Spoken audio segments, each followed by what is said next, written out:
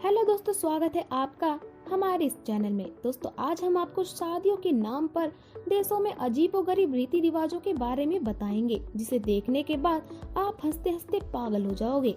ये रीति रिवाज इतने अजीब हैं, जिसे देखने के बाद आपको अपनी आंखों पर यकीन नहीं होगा कि ये कैसे रिवाज हैं। तो चलिए वीडियो को शुरू करते हैं।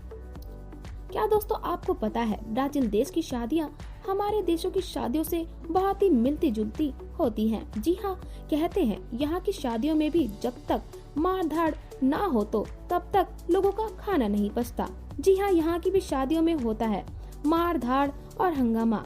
लेकिन हम जब ब्राजील के जिन रीति रिवाजों के बारे में बताने वाले हैं, उसे सुनने के बाद आप हैरान रह जाओगे। ब्राजील में जब शादी होती है तो लड़के की एंट्री होने पर लड़के के दोस्त ही लड़के के कपड़े फाड़ देते हैं।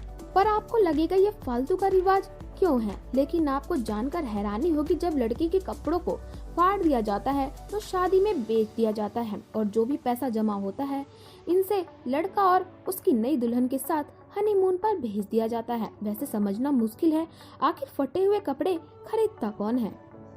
दूल्हा दुल्हन को किया जाता है परेशान।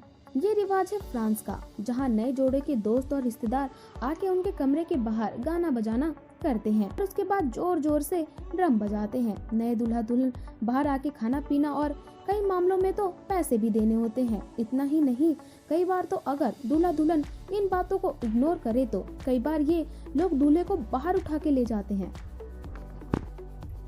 दोस्तों, अब आपको दिखाते हैं एक और ऐसे देश की तस्वीर, जहाँ के बारे में कहा जाता है कि यह देश बहुत ही अजीब है। जी हाँ दोस्तों, जब हमारे देश में शादी होती है तो रौनक होती है, मौज मस्ती होती है और यहाँ पर लड़के अपने लिए लड़की भी देख लेते हैं। लेकिन दोस्तों, अब हम जो आपको कहानी बताने जा रहे हैं ग्रीक देश की। इस देश में होता यूँ है कि लड़की अपने कवारे दोस्तों का नाम अपने जूते में लिख लेती है। उसके बाद उसी जूते को पहनकर पूरे दिन इधर उधर घूमती है। उसके बाद रात में चेक किया जाता है किस किस का नाम अभी भी दिख रहा है और किस किस का नाम मिट गया है।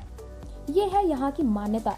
जिन जिन का नाम मिट जाता है, माना जाता है कि उनकी शादी बहुत जल्द होने वाली है।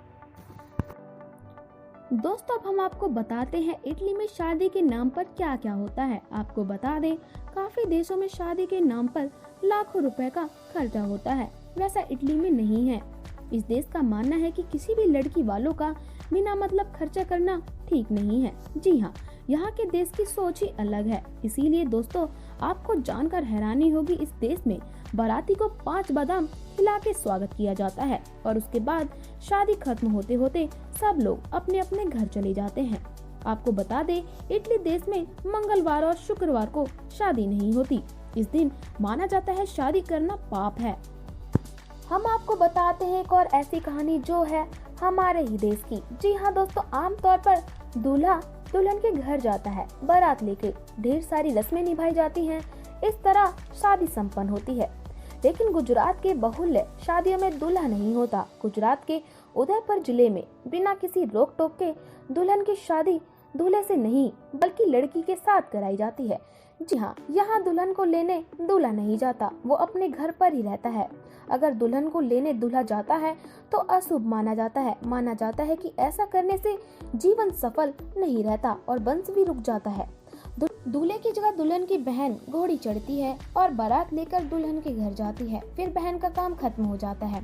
ससुराल आने के बाद दूल्हा दुल्हन की सारी रस्में निभाई जाती है। कहते हैं इस रस्म के लिए बहन को कुंवारी होना जरूरी है। अगर बहन नहीं है तो चचेरी ममेरी बहन इस रस्म को निभा सकती है। दोस्तों, क्या आपने पहले कभी इन शादियों के बारे में सुना है? आप हमें कमेंट बॉक्स में कमेंट करके जरूर बताएं और साथ ही साथ चैनल को सब्सक्राइब करना ना भूलें।